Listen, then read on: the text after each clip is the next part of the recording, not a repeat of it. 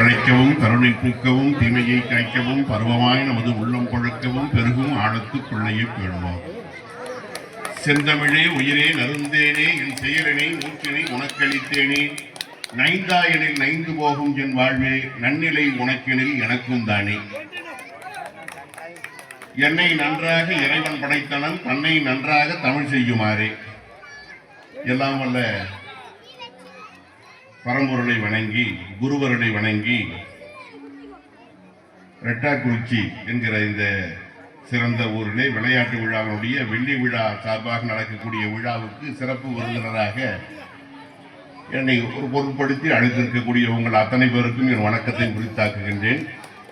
மேடையிலே விட்டிருக்கக்கூடிய முன்னாள் ஊராட்சி மன்ற தலைவர் செந்தில்குமார் ஐயா அவர்கள், வரவேற்புரை வழங்கிய சுப்பிரமணியம் ஐயா அவர்கள், சேட்டு ஐயா அவர்கள், சசிகுமார் அவர்கள், சேகர் அவர்கள், அன்புக்குரிய மாணவர்கள் செந்தாமரை கண்ணன் அவர்கள், சதீஷ் அவர்கள் இன்றைக்கு மிகச் சிறப்பாக வரவேற்புரை வழங்கினார்கள்.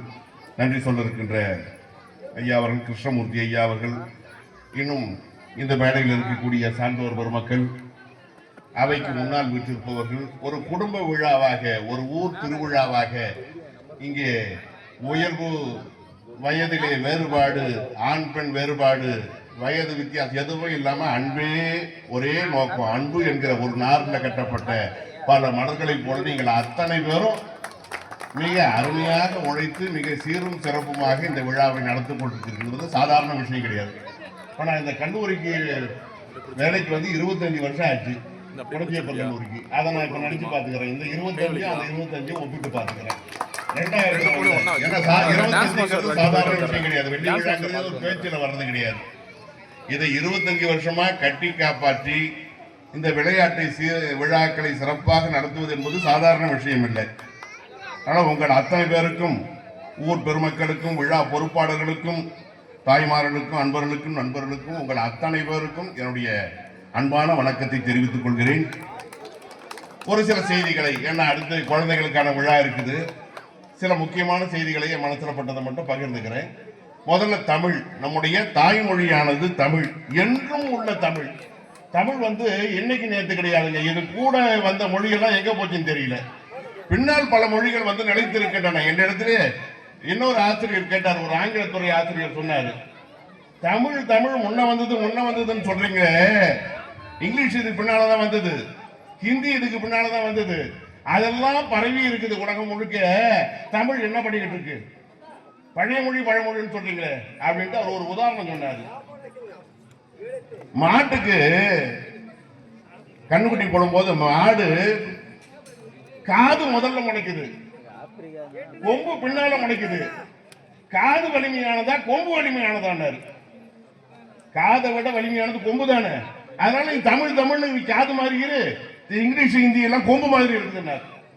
ஆஹா, அருமையான உதாரணம் சொல்றீங்க. நீங்களே எப்படி சொல்றீங்கன்னா தமிழ் வாதியார் நான் எப்படி சொல்லுவேன்? நான் உடனே சொன்னேன், ஒரு குழந்தை பிறக்குது, பிறந்ததும் அதுக்கு நாக்கோட பிறக்குது குழந்தை, அதுக்கப்புறம் தான் பல்லு முளைக்குது. பல்லு முளைக்கும், இருக்கும், விழும். நாக்கு என்னைக்கு இருக்கும், உயிர் என்னைக்கு இருக்குதோ, உடம்பு என்னைக்கு இருக்குதோ அன்னைய வரல நாக்கு இருக்குயா. நாக்குக்கு அது மாதிரி தமிழ் நாக்கு போன்றது. இந்த உலகம் இருக்கிற வரல தமிழ் இருக்கும். இந்த பல்லு முளைக்கும், விழும். உன் மொழி எல்லாம் வரும் போவோம், என் மொழி கிட்டவே வர முடியாது. அதோட வாயை எடுத்து போன ரெண்டாவது என்கிட்ட வாயை திறக்க மாட்டாரு. ஏன்னா நம்முடைய தமிழ் அப்படிப்பட்டது. இது யாரும் கண்டுபிடிச்சு சொன்ன உதாரணம் கிடையாது, உண்மையாக நடக்கக்கூடிய சம்பவங்கள். சாதாரணமா நம்ம நினைச்சுக்கிட்டு இருக்கோம் தமிழ்னா ஏதோ சொல்லி பாருங்க, தமிழ் தமிழ் தமிழ்னாலே அமிழ்து அமிழ்து அமிழ்துன்னு கேட்கும். ஒரு அமிழ்தம் சாப்பிட்டா நோய் கிடையாது, நரை கிடையாது, திரை கிடையாது, மூப்பு கிடையாது, மரணம் கிடையாது. நீங்க தமிழை சொல்லி பாருங்க, முருகா முருகான்னு சொல்லி பாருங்க, சுப்பிரமணியம் சொல்லி பாருங்க. சுப்பிரமணியம் அடி வயிற்றுல சொல்லணும், சொன்னீங்கன்னா வாய் வந்துடும். சுப்பிரமணியம் 1008 தடவை சொன்னா வாய் வந்துடுங்க. அதனாலதான் அவங்க சக்கரை பொங்கல் நெய் வழி வழி சாப்பிடுறது. நோக்க புரியுதுங்களா? முருகானு 1000 10,000 தடவை சொல்லுங்க, வாய் வந்துருமா? தமிழ் இயற்கை மொழி, நம்முடைய உடம்பினுடைய இயல்பான மொழி. அப்படிப்பட்ட மொழியை தாய்மொழியாக நாம் பெற்றிருக்கிறோம். சொல்லில் உயர்வு தமிழ் சொல்லி அதை தொழுது படித்து பாப்பா. தெய்வத்துக்கு தான் அதை நம்ம என்ன பண்ணோம், தொழுது படிக்கணும். ஆனா நம்ம என்ன பண்றோம், மம்மி டாடின்னு வேற எங்கேயோ போய்கிட்டு இருக்கோம். நம்முடைய பாதை இன்னைக்கு எங்கெங்கயோ போகும். தமிழ்ல என்னங்க இல்ல, கண்ணதாசன் கிட்ட சொல்றாங்க, அவரை கிண்டல் பண்றாங்க, இவர் ஒரு குடிகாரன்றாங்க. அவர் சொன்னார், ஆமாம் நான் குடிகாரன், ஆம் குடிகாரன், நான் காரை குடிகாரன், நான் குடிகாரன் காரை குடிகாரன். பையா ஊர் பேர அடிச்சு விட்டாரு பாருங்க. இன்னொரு புலவருக்கு போர்வை போத்துறாங்க கொண்டாந்து, எல்லாருக்கும் நல்ல சால்வை, இவருடைய போதாத தேரம் அதுல பொத்த விழுந்து போச்சு, அதை கவனிக்கல. உடனே அவர் பார்த்தாரு, ராஜா கிட்ட சொல்ல முடியுமா, ஐயா பொத்த விழுந்து வேற கொண்டாங்கன்னா ராஜா சிரச்சாதம் பண்ணுவான், இல்லை இவரை பார்த்து திட்டுவான். இவரு புலவராச்சே நகைச்சுவையா சொல்றாரு, அரசு நீங்க கொடுத்த போர்வையில மரமும் இருக்கிறது, கிளையும் இருக்கிறது, இலையும் இருக்கிறது, பூவும் இருக்கிறது, காயும் இருக்கிறது, கனியும் இருக்கிறது, கொஞ்சம் பிஞ்சும் இருக்கிறது, கொஞ்சம் பிஞ்சும் இருக்குதுன்னாரு. ஐயோ போச்சுடா, பிஞ்சு போச்சு கொடுத்து வேற கொண்டாந்து போச்சியான்னாராம், 2 சாலியை போச்சு விட்டாரா. அந்த மாதிரி தமிழ் இருக்கிறது பாருங்கள், சாதாரணமானது கிடையாது. இத அதாவது கேட்டாலே நம்ம செத்து போறவங்க கூட குழைச்சுக்குவாங்க. ஒருத்தருக்கு உடம்பு சரியில்லை, ஒரு புலவர் கவிமணி உடம்பு முடியாம படுத்துக்கிட்டு இருக்காரு, அவருக்கு பாலெல்லாம் கொண்டு வந்து குடிப்பாட்டுறாங்க, இல்ல துப்பி விடுறாரு. அவர் நண்பர் ஒருத்தர் வந்தார், இவர மாதிரியே புலவர். வந்தவர் என்ன பண்ணாரு, ஐயா நான் கொஞ்சம் குடிப்பாட்டுறேன், நீங்க கொஞ்சம் குடிங்க. அவரும் ஒரு புலவராச்சா, சரி அவர் சொல்றாரு, இவர் ஒரு மணல் குடிச்சிட்டு இவர் துப்பிட்டாரு. உடனே அவர் கேட்டாரு, பால் கசக்குதான். உடனே இவர் சொன்னாரு, பாலும் கசக்கவில்லை, இந்த துணியும் கசக்கவில்லைன்னாரா. அப்பப்ப வடிகட்டி அந்த பால் உப்பு நாத்தம் நாது அந்த துணி, அதிலேயே வடிகட்டி குடுக்கீங்களா பாவீங்களா, என்னைக்காவது இது துவைச்சு கொடுத்தீங்களா? பாலும் கசக்கவில்லை, துணியும் கசக்கவில்லை. பாருங்க, கசக்கலன்னு 2 அர்த்தம், கசக்கல துணியை கசக்கல. அப்ப பார்த்தான் புலவன், அடடா இருந்தாலும் உடம்பு சரியில்லாத நேரத்துல கூட இவ்வளவு அறிவாளியா பேசுறாரு, அந்த தமிழ் இவரை விட்டு போக மாட்டேங்கிறது அப்படின்னு. வாரியார் சொல்லுவாராம், உங்க அப்பா காலத்திலயும் நான் வந்தேன், உன் காலத்திலயும் வந்திருக்கேன், ஆனா உன் போக்கு வேற மாதிரி இருக்குன்னு பாக்குறாரு. ஒரு ஊருக்கு பேச வந்திருக்காரு. அப்ப சொன்னாரு, உங்க அப்பா காலத்துல நிறைய பழங்கள் சாப்பிடுவாங்க, உங்க காலத்துல நிறைய பழங்கள் சாப்பிடுவீங்க போட்டு சொன்னாராம். பழங்கள் சாப்பிடுவாங்க, இது பழங்கள்லாம். அவர் பார்த்தாரு, ஐயா போதும், நீங்க வேற எதுனா பேசுங்கன்னாராம். அந்த மாதிரி அந்த பேசக்கூடிய வார்த்தையிலே அந்த தமிழ் இருக்கிறது பாருங்கள். இன்னைக்கு நாம தமிழா பேசுறோம், என்ன பண்ற, பிஏ பண்ணி, எம்ஏ பண்ணி, வாக் பண்ணி, செலக்ட் பண்ணி, ரிஜெக்ட் பண்ணி, ரிசீவ் பண்ணி, என்ஜாய் பண்ணி, மேரேஜ் பண்ணி, டைவர்ஸ் பண்ணி, வெயிட் பண்ணி, டெஸ்ட் பண்ணி, வேஸ்ட் பண்ணி, அட்வைஸ் பண்ணி, ப்ரிப்பேர் பண்ணி, வாட்ச் பண்ணி, லைக் பண்ணி, க்ளோஸ் பண்ணி, கன்னி தமிழ் பேசுறான்னா இவன் பண்ணி தமிழ் பேசுறான். இப்படி தமிழையும் ஆங்கிலத்தையும் கலந்தா தமிழ் எப்படி வாழும்? எங்க பாருங்க இந்த வார்த்தை இல்லாததே கிடையாது. நீங்க என்ன பண்றீங்க, நான் இது பண்றேன், ஆங்கிலத்தில் சொன்னாதான் சிறப்பாக இருக்கும் என்கிற கற்பனையில் இருக்கும். தமிழ் தெருவில் தமிழ் தான் இல்லைன்னா, ராவேந்தர் சொல்லும் போது தமிழ் தெருவில் தமிழ் தான் இல்லை, மீதியெல்லாம் இருக்கு. சரி, தமிழ் இருக்கட்டும், தமிழருக்கு வருவோம். தமிழன் என்றொரு இனம் உண்டு, தனியே அவருக்கு ஒரு குணம் உண்டு, அமிர்தம் அவருடைய மொழியாகும், அன்பே அவருடைய வழியாகும். தமிழனுடைய நெறியில வந்தாரை வாழ வைப்பதும். ஒரு அரசன் போய் வேகமா வந்துகிட்டு இருக்காங்க, தேர்ல திரும்பி வரான். கார்காலம் வருவதற்கு முன்னால என் தேர் வரும்னா, கார் வரும் என் தேர் வரும்னா. தலைவி காத்துக்கிட்டு இருக்கா, வேகமா வந்து தேரு. புது மழை பெஞ்சதுல நிறைய பூ பூத்து இருக்கு, வண்டுகள் எல்லாம் ஜோடி ஜோடியா தேன் குடிக்குது. இந்த மணி சத்தத்தை கேட்டு அதுக்கு அடறி ஓடுது. ஏன் மனைவி ஒருத்திக்காக நான் தேரை இவ்வளவு வேகமா ஓட்டி வந்தா எத்தனை உயிர்கள் கஷ்டப்படுது, மானுங்க அடறி இடிச்சு ஓடுது, வண்டுகள் ஓடுது. அந்த நாக்கை கட்டுறான்ட்டான், தேர்ல தொங்க விட்ட மணியனுடைய நாக்கை கட்டு. என் மனைவி காத்திருந்து போற, அழுத அழுவிட்டு கொஞ்ச நேரத்துக்கு இத்தனை உயிர்களும் துன்பப்படக்கூடாது. எப்பேற்பட்ட நல்ல உள்ளம் பாருங்க. வண்டு சத்தம் போட்டா நமக்கிட்ட நம்ம குடும்ப வாழ்க்கை நாம உண்டு, நம்ம வேற ஒன்று பார்ப்போம் இல்லாம வண்டு துன்பப்படக்கூடாதுன்னு நினைக்கிறான்னா இவனுடைய பண்பாட்டை என்னவென்று சொல்லுவது? இவனுடைய பண்பாடு என்ன தெரியுங்களா? பசுமாட்டுக்கு தண்ணி வேணும் கூட ஒருத்தர்கிட்ட கேட்க கூடாதான். திருக்குறள், ஆவிற்கு நீரென்று இறப்பினும் நாவிற்கு இரவின் இழி வந்ததில் கேட்கக்கூடாது. அதே மாதிரி பெற்ற தாய் பட்டினி கிடந்தாலும் அறத்துக்கு மாறான செயலை செய்யாது. ஈன்றால் பசிகாண்பான் ஆயினும் செய்யற்க சான்றோர் பழிக்கும் வேணை. ஆனா அப்படி கிடையாதுங்க. தமிழை தவிர வேற எந்த நாட்டுக்கு போனாலும் நம்ம பெற்ற தாயா, நம்ம குழந்தையா, அதுக்காக எதை வேணாலும் நீ செய்யலாம்.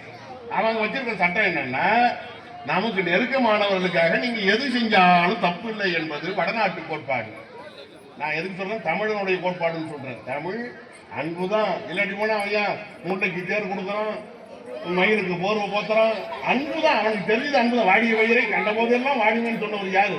நம்ம பகுதியில் இருக்கிறவர் தானே. வேற யார் சொன்னாரு? கடைக்கியா சொன்னா? எவனா சொன்னா? எல்லாம் மனித நேயம் பேசும்போது ஆன்ம நேயம் பேசினவன் தமிழ்ல மட்டும்தான். அதனால அன்பு என்னைக்கும் அன்னைக்கும் இன்னைக்கு கிடையாது, நம்ம ரத்தத்திலேயே ஊறி போனது இந்த தமிழ். தமிழை எந்த நிலையிலும் யாரும் மாற்ற முடியாது, தமிழனுடைய பண்பையும் மாற்ற முடியாது. அதுல ஐயா சொன்னாங்க பாருங்க அழகா, விழா இது நன்றி பாராட்ட விழா. 4 நாள் விழா. முதல்ல போகி. போகின்னா பழையன கழிதல், புதியன புகுதல். நிறைய சில நமக்கும் தெரியாத சில பழக்கங்கள் இருக்கும், அதை மாற்றிக்கணும், திருத்திக்கணும். ஆக திருந்துகின்ற நாள் போகி பண்டிகை ஒண்ணு. அது இந்திரன் கதை சொல்லுவாங்க, போகி அவனுக்குரியது, அதெல்லாம் இருக்கட்டும். என்ன பொறுத்தவரை பழையன கழிதல், புதியன புகுதல். போகி போகட்டும் பழசன விடு, இன்று புதிதாய் பிறந்து பாரதி. இன்னையிலிருந்து நல்லா இருப்பையா, நேற்றைய கதையை விடு. ஒரு குறிக்கோள். 2வது, நமக்கு நல்ல மழையை பெய்விக்கிற, உலகத்தையே வாழ வைக்கிற சூரிய பகவானுக்கு, பயிர்களை செழிக்க வைக்கிற சூரிய பகவானுக்கு நன்றி பாராட்டுதல். 3வது, நமக்கு கூடவே இருந்து உதவக்கூடிய நம்முடைய கால்நடை, நம்முடைய மாடு, அதற்கு மதிப்பு கொடுப்பது. அதுக்கடுத்து 4வது, கண்ணுக்குட்டிக்கு கிடையாதுங்க, அது காணும் பொங்கல். காணும் பொங்கல்னா குடும்பத்தில் இருக்கிற தாத்தா பாட்டி, நமக்கு பாடம் நடத்தின ஆசிரியர், இந்த மாதிரி பெரியவர்களை அல்லது கோயில் சான்றோர்களையும் கோயில்களையும் சென்று தரிசித்து ஆசி பெறக்கூடிய, வாழ்த்து பெறக்கூடிய நாள் தான் காணும் பொங்கல். அதை நம்ம கண்ணு பொங்கல் ஆகிடும். மாட்டு பொங்கல், அதுக்கடுத்து கண்ணு பொங்கல் வச்சுக்கிட்டோம். ஆக எந்த விழாவும் ஒரு நாள் நடக்கும், அதிகபட்சம் 2 நாள் நடக்கும். 4 நாள் நடக்கிறது தமிழன் திருவிழா மட்டும்தான். 4 விதமான குறிக்கோள்களை கொண்டதாக இருக்கிறது. சொல்லுவாங்க அந்த காலத்துல கிராமத்துல, ஆனா தீஞ்சு போன தீபாவளி வந்தா என்ன, காஞ்சி போன கார்த்தி வந்தா என்ன, மகராசம் பொங்கல் வந்தா வண்டிட்டு வயிறார சோறு சாப்பிடலான்னு அந்த காலத்துல. அப்பெல்லாம் துணை அரிசி, கம்பு, கேவரு, சோறே பார்க்க முடியாது. ஒரு 60 ஆண்டுகளுக்கு முன்னாடி சோறே கிடையாது. இட்லி தோசைன்னா தீபாவளிக்கு தான், சோறுன்னா பொங்கலுக்கு தான். அப்படி வாழ்ந்த காலம் நம்முடைய முன்னோர், நம்ம தாத்தா பாட்டி காலம். அப்படி காலம், அப்படி வந்த பழமொழிகள் எதுவும் புதிதா வரவில்லை. அப்புறம் விளையாட்டுக்கு வர, விளையாட்டுங்கிறது சாதாரணமானது கிடையாதுங்க.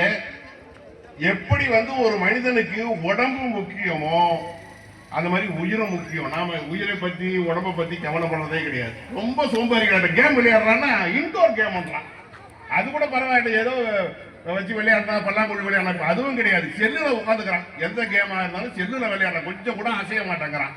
சிப்ஸை வாங்கி தின்ன வேண்டியது, உடம்பு ஊத வேண்டியது, கீழே விழுந்தா கூட எடுத்து கொடுக்க ஒருத்தர் கூப்பிடுறான். அந்த சிப்ஸ் பாக்கெட்டை எடு, புனிய முடியல, உடம்பு ஊதி போச்சு. இதுவா விளையாட்டு? அந்த இடத்துல கோயில் எதுக்கு வச்சான்? சாமி. 2வது, கோயிலுக்கு போன கிரிவலம்னு வைக்கிறீங்க, மலைக்கு போய் சுத்தி வர வைக்கிறீங்க, மாசத்துல ஒரு நாள் அல்லது 3 சுத்து, 5 சுத்து, 9 சுத்து, நவக்கிரகம், ஏதோ ஒன்று சுத்த. என்ன காரணம்? அது கீழே பாத்தீங்கன்னா கல்லு முள்ளு எல்லாம் கிடக்குது, கல்லெல்லாம் கிடக்குது, அக்கு பஞ்சர். நடக்கணுங்க. நடக்காத மனிதன் நல்லா இருக்க மாட்டான். நடந்தவன் காலில் சீதேவி, கிடந்தவன் காலில் மூதேவி.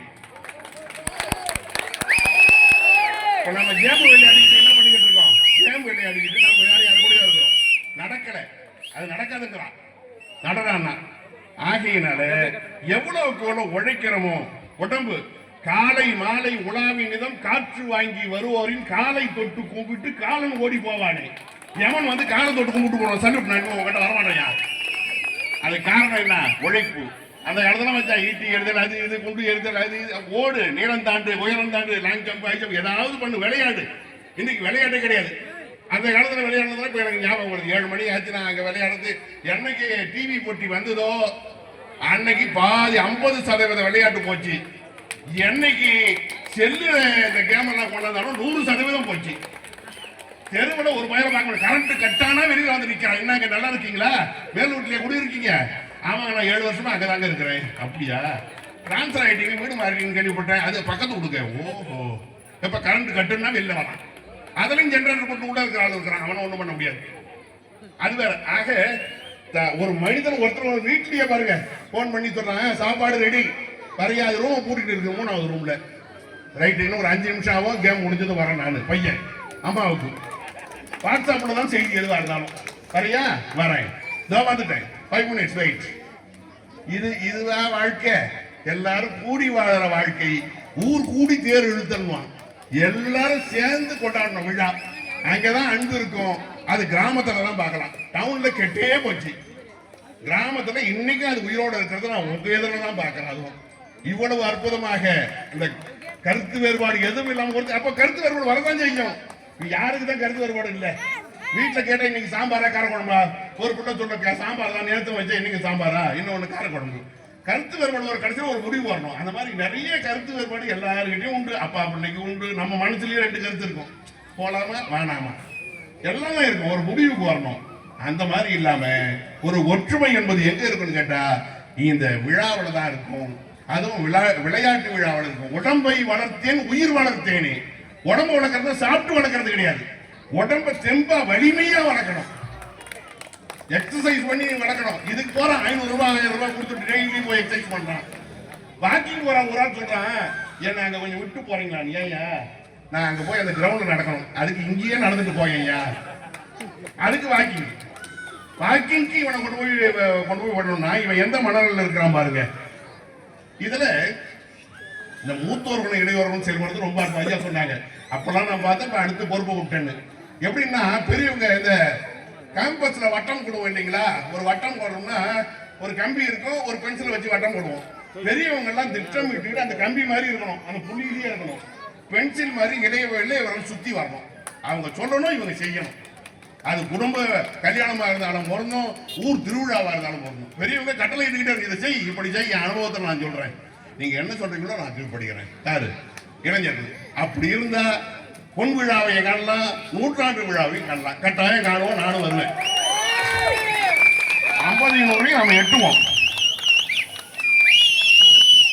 பாரதியார் சொல்லுவார், வாழ்த்துவதால் வளர்கிறோம். பெரியவங்க வாழ்த்த இளையவர்கள் வளருவார்களாம்.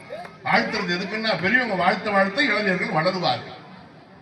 சரி, தமிழனுடைய மிக முக்கியமான குறிக்கோள் கோயில் இருக்கு, நான் சொல்லாம இருக்க முடியாது. சமயம். தமிழனுடைய வாழ்க்கையில பிரிக்க முடியாதது சமயம். சமயம் ஏன் சொல்லி வந்ததுன்னா சமயனாலே பக்குவப்படுத்துறது. அரிசி அப்படியே சாப்பிடுவீங்களா? அரிசி, மிளகாத்தூள், உப்பு, மிளகா, புளி அப்படியே சாப்பிட முடியுமா? நாம அதை பக்குவப்படுத்த வேண்டும். அதுல கூட நிறைய பேர் கைவண்ணம் இருக்கு. கொதிச்சு கெட்டது ரசம், கொதிக்காம கெட்டது குழம்பு. சில பேர் வைப்பாங்க, இது என்னது ரசமா, ஐயோ கசக்குது, கொதிச்சு குழம்பா, இது கொதிக்கல, வேற ஒண்ணும் கிடையாது. வெந்நீர் போட்டா கூட இன்னும் ஒரு டம்ளர் கொடுங்கன்னு சொல்ல, காப்பியா இருக்கட்டும்மா இருக்கட்டும். சில பேரை கேட்டா அத பதம் பக்குவம் இருக்கிறது, கை பக்குவம். அதே மாதிரி மனிதனுடைய எண்ணம், சொல், செயல் இதனை பக்குவப்படுத்துவது தான் சமயம். வேற ஒண்ணு கிடையாது. நீ சாமி கும்பிடுறதுங்கிறது 2வது. உன் இடத்துல பொய் சொல்லாதே, பொறாமப்படாதே, இதெல்லாம் வேணாம்னு சொல்லணும்.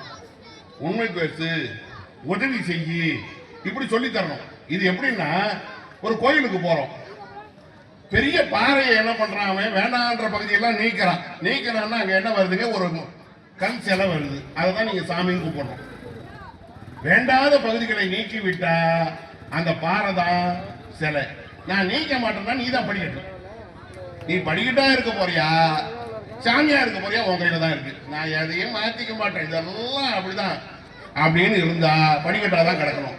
இல்லையா நான் என்ன திருத்திக்கிறேன், வேண்டாத நீக்கிறேன் சிலை. அதுக்கப்புறம் வேண்டியதை சேர்ப்பதுன்னு ஒண்ணு இருக்குது. அண்ணாந்து பாத்தீங்கன்னா கோபுரம் தெரியுது. கோபுரம் தெரிஞ்சாலும் கோடி புண்ணியம்.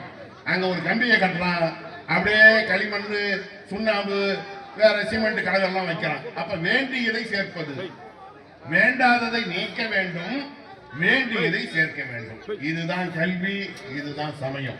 நம்ம வாழ்க்கையில சில மைனஸ் எல்லாம் இருக்குது, அதெல்லாம் விட்டுடணும். எதெல்லாம் வளர்த்துக்கணுமோ அதெல்லாம் வளர்த்துக்கணும். அது யார் சொன்னா தெரியும்? ஒரு ஆசிரியர் சொல்லி கொடுக்கணுங்க. புக்கை வச்சு படிக்க முடியாது. சில பேர் சொல்லுவான், புக்கை வச்செல்லாம் எதையும் படிக்க முடியாதுங்க. நீச்சல் கற்றுக்கொள்வது எப்படி? 200 பக்கத்துக்கு ஒருத்தன் புக்கு வாங்கினான், வெடிய படிச்சான். 3 நாள் உட்காந்து படிச்சான். குளத்துல இறங்கினான். கடப்பாறை நீச்சல் தான். நீச்சல் கத்துக்க முடியுமா? டிரைவிங் கத்துக்கொள்வது எப்படி? 200 பக்கம் ஓட்ட முடியுமா? எங்கன்னா போய் மோதிக்க வேண்டியதான். சமையல் செய்வது எப்படி? முடியாது. ஆனா இப்ப நிறைய பேர் எல்லாம் சமைக்கிறாங்க. என்ன காரணம்? அந்த யூடியூப்ல பார்த்துட்டு அந்த அம்மா இதை போடுது, இந்த அம்மா இதை சமைக்க. எப்படின்னா கண்ணு பார்த்தா கை செய்யுது. அது கத்துக்கிறது நல்லா கவனிக்கணும். படிச்சா விளங்காது, பார்த்தா விளங்கும். கண்ணும் பார்க்கணும், காதும் கேட்கணும். அதுதாங்க படிப்பு. வெறும் புக்கை படிக்கிறது படிப்பு கிடையாது. ஓஹோ இவ்வளவு உப்பு போடுறாங்களா, இவ்வளவு சேர்க்கிறாங்களா, அது வேற.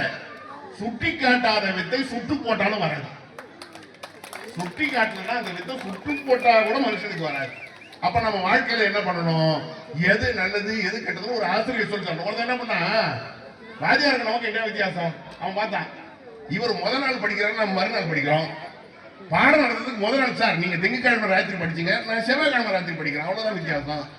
நீங்களே வேணாம் புக்கு இருக்குது நான் படிச்சுக்கிறேன்னு உள்ள போயிட்டான். பாடா குருகுலத்துக்குன்னு கூப்பிட்டாங்க, அதெல்லாம் நான் வரல, நீ போன்ட்டான்.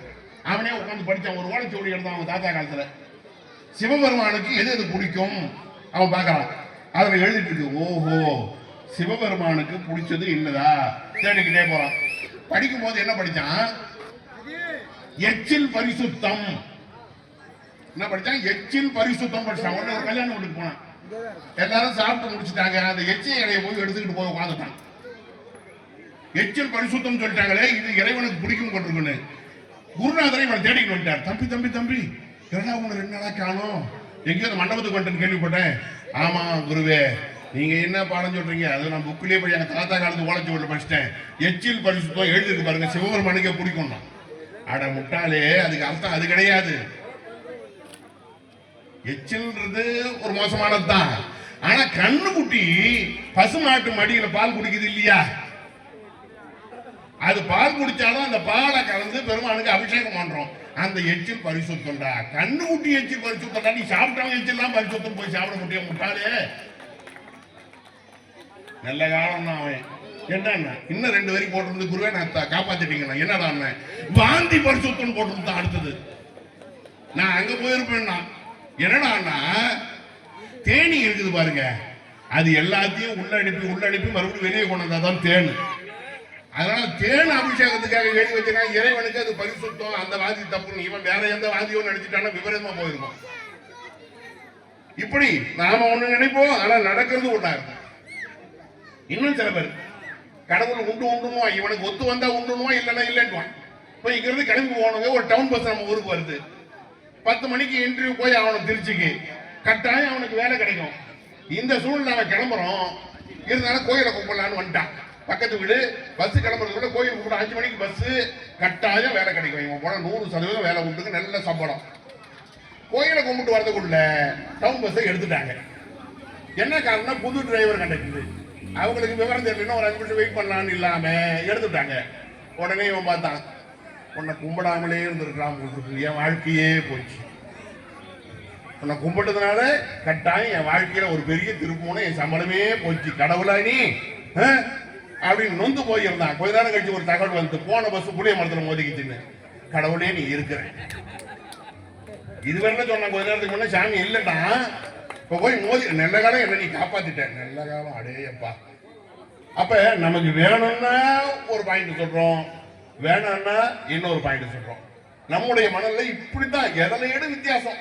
ஒரு அம்மா படுத்துக்கிட்டு இருக்கு, ஒரு குறுகிய வீடு, வாசல்ல போய் தெருக்கணத்துல தண்ணி கொண்டு வரணும். மகளும் மருமகளும் போய் தண்ணி கொண்டு வராங்க. இந்த அம்மா உடம்பு முடியல, படுத்துக்கிட்டு பரண்டு படுக்குது, சின்ன வழிதான். போகும்போது யாரோ ஒரு அம்மா மெரிச்சிட்டாங்க இந்த அம்மாவை, இது காலை மெரிச்சிட்டாங்க.